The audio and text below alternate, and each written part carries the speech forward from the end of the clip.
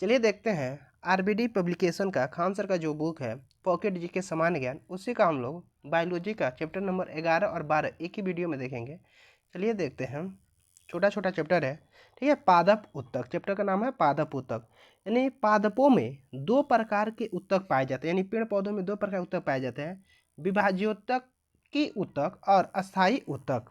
विभाज्योत्तकी उत्तक के बारे में जानते हैं। ये पादपों की जीवित एवं बहुत ही सक्रिय कोशिकाओं का निर्माण करते हैं। ये निम्न प्रकार के होते हैं।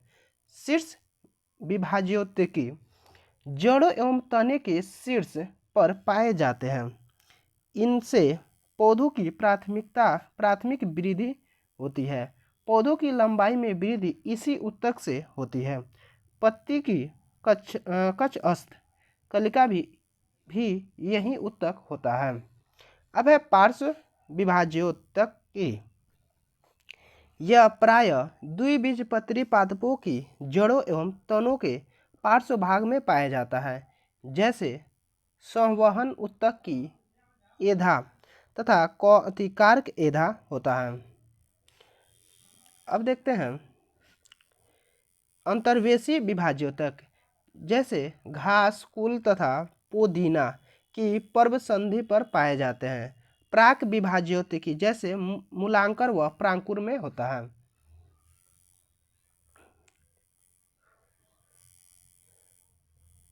अब देखते हैं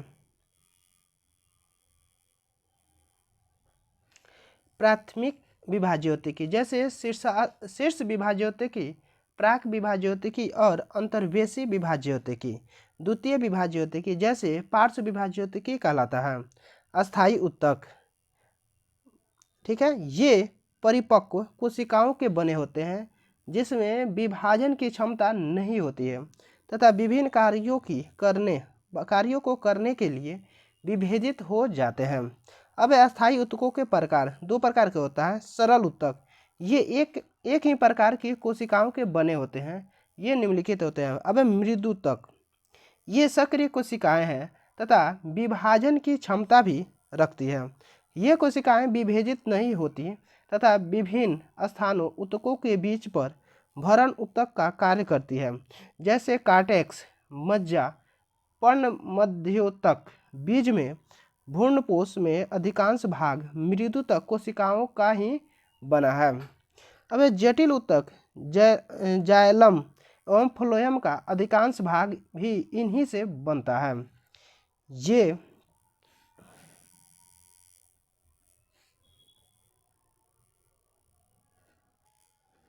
ये उत्तक भोजन संचयन का कार्य भी करते हैं। जलीय पौधों में कार्टेक्स के मृदुतक कोशिकाओं के बीच बड़े बड़े अंतरकोशीय स्थान होते हैं, जिनमें वायु संग्रह से पौधे प्लाविक अवस्था में तैरते रहते हैं। इसे यहाँ वायुयुक्त कहते हैं, जैसे जलकुंभी में। अब है स्थूल कोनोक्तक, यानी इसकी कोशिकाएं जीवित होती हैं। अब है अंतरकोशिकीय कोनों पर सेलुलोज तथा पेक्टिन का जमाव पाया जाता है। मुख्य कार्य पौधों को संबल तथा यांत्रिक शक्ति प्रदान करता है। अब है तीसरा है दृढ़ोतक, यानी यह दृढ़ोतक तंतु तथा दृढ़ कोशिकाओं से बनती है। परिपक्वता पर इनमें कोशिका भित्ति पर लिग्निन का जमाव हो जाता है, जिससे ये मृत हो जाती है। अब लिग्निन युक्त होने के कारण इनके तंतु अत्यधिक दृढ़ होते हैं। अब दृढ़ोतक कोशिकाएं प्रायः बेलनाकार एवं लिग्नीकृत कोशिकाएं होती है। अब अमरूद, नाशपाती के फल में खाने पर करकराहट इन्हीं सेल्स के कारण होती है। अब बाह्य त्वचा, यह तनों, जड़ों, पत्तियों, पुष्प आदि सभी पादप अंगों पर सबसे बाहरी आवरण होता है। इसकी कोशिकाएं प्रायः जीवित होती है। इसके बाहर कुछ पादपों क्यूटिकल का आवरण पाया जाता है, जो वाष्पोत्सर्जन द्वारा जल की हानि को रोकता है तथा रोगजनक कीटाणुओं को भी अंदर नहीं आने देती। बाह्य त्वचा पर जड़ों में एक कोशिकीय मूल रोम पाए जाते हैं। ये मूलरूप जल व खनिज का अवशोषण करते हैं। वायवीय भागों की बाह्य त्वचा पर सूक्ष्म छिद्रों को रंध्र कहते हैं। रंध्र यानी अस्टोमाटा यह दो द्वार कोशिकाओं से बनता है। ये वृत्ताकार होती है। अब रंध्रों का कार्य, प्रकाश संश्लेषण में गैस विनिमय CO2 अंदर O2 बाहर, श्वसन में O2 अंदर CO2 बाहर, वाष्पोत्सर्जन के दौरान जलवाष्प को बाहर निकालते हैं। अब जटिल ऊतक यह विभिन्न प्रकार की कोशिकाओं से बनता है, जैसे जाइलम फ्लोएम दोनों संवहनीय ऊतक है। जाइलम यानी जाइलम दारू, इसे दारू ऊतक भी कहते हैं। इसे प्रायः कास्ट यानी लकड़ी भी कहते हैं, वुड भी कहते हैं। 75% भाग मृत, 25% भाग जीवित होता है। इसमें 4 प्रकार की कोशिकाएं पाई जाती है। वाहिनिकाएं, ये लंबी नलिकाकार नुकीली कोशिकाएं हैं। परिपक्व होने पर लिग्निन को जमाव से मृत हो जाती है। आवृत बीजियों में वाहिनिकाएं कम, वाहिकाएं ज़्यादा होती हैं। वाहिका की लुमिन गुहा चौड़ी होती है वाहिनिकाओं से, ठीक है। अब वाहिकाएं ये छोटी चौड़ी नलिका के समान होती है। ये लंबी दूरी तक लंबे पादपों में पानी के संवहन के लिए आदर्श रचना, ये मृत होती है।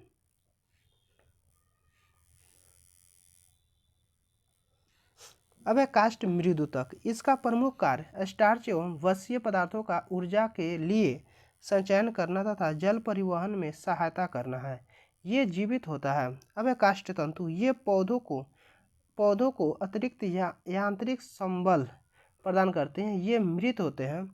जाइलम के प्रमुख कार्य जल एवं खनिज लवण, अकार्बनिक पदार्थ का भूमि से पादप के विभिन्न भागों, तना, पत्तियों, शाखा आदि ऊपर की ओर पहुंचाना है। जाइलम अकार्बनिक पदार्थों का संवहन करता है। दूसरा, पौधों को यांत्रिक दृढ़ता प्रदान करता है।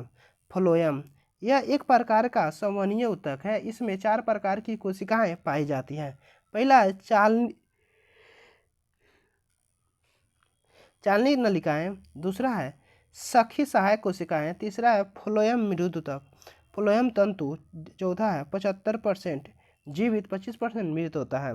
अब है कार्क दवाइयों की बोतलों एवं अन्य बोतलों को ढक्कन बनाए जाते हैं कार्क से। यह काष्ठीय पौधों से प्राप्त होता है।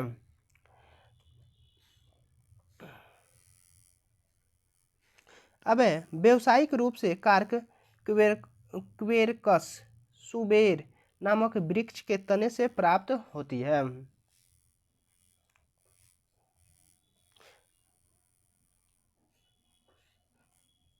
अब है वार्षिक वलय। यह द्वितीयक वृद्धि के कारण काष्ठी पौधों के तने में बनती है। इनकी संख्या को गिनकर वृक्षों की आयु पता लगाया जाता है।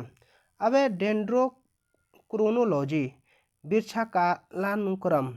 यह पादप विज्ञान की एक शाखा है जिससे काष्ठीय पादपों के तने में बनी वार्षिक वलय को गिनकर वृक्षों की आयु का पता लगाने का अध्ययन किया जाता है। अब इसी में हम लोग अगला चैप्टर 12 नंबर